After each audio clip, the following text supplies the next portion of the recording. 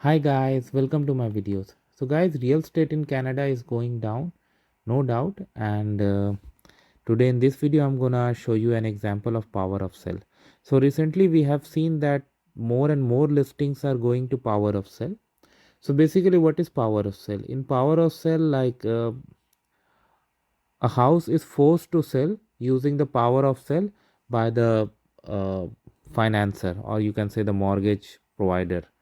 For example, if you have taken mortgage to purchase a property, and due to high interest rate or whatever other reasons, if you're not able to pay the agreed amount back, the financer does have the right to forcefully sell the house using the power of sell.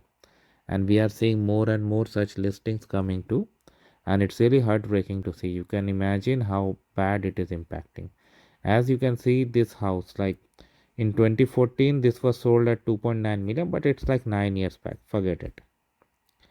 But then last year in the month of October it was first listed at 5.3 million. It was not sold then, but in the month of October it was sold in 4.46 million. So a significant decrease from the asking price, no doubt, but still, if you compare the price, it is too high. And what it turned out to be, this year again, it has been brought to power of sell. Okay, now we really, it is still listed. Now we really don't know how much down payment has been done, but even if a standard amount of down payment like 20% has been done, then more than $1 million have been paid, right? So let's say if the bank has, or whatever financer they had, if they have paid a mortgage amount of 3.4 million, and if this house is sold at the asking price, for example, so there's a profit of $600,000.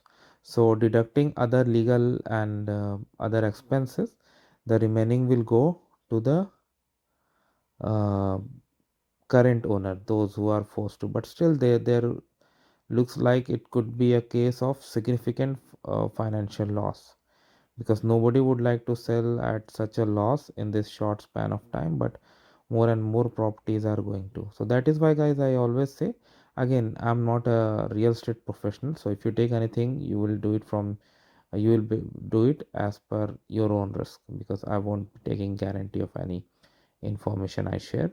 So guys, in my opinion, when you go to real estate, be very careful. Plan in advance and always have some planning to handle adverse situation.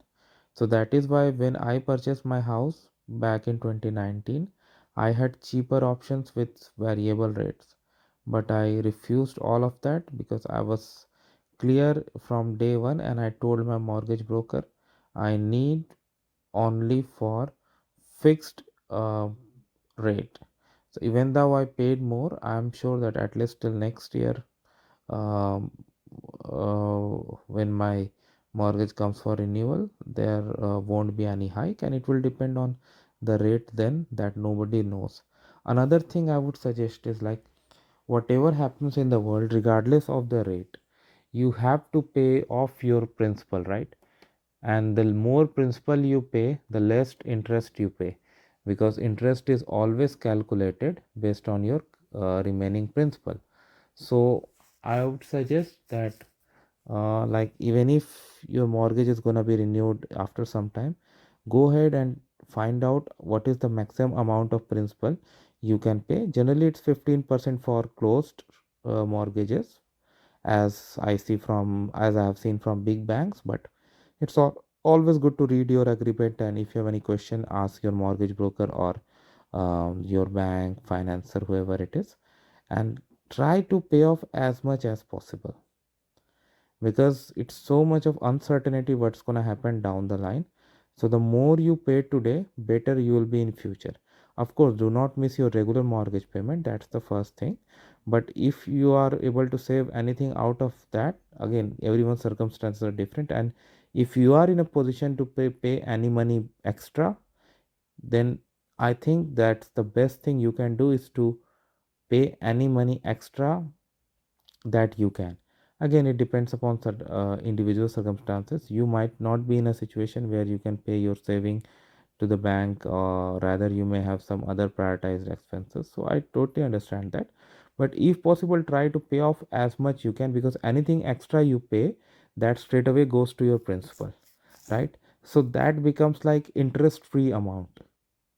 You took money from for example, you took money from a friend, you return it back without interest. So it becomes like that, like any amount you pay a lump sum, it is interest free, it goes and it hits your principal.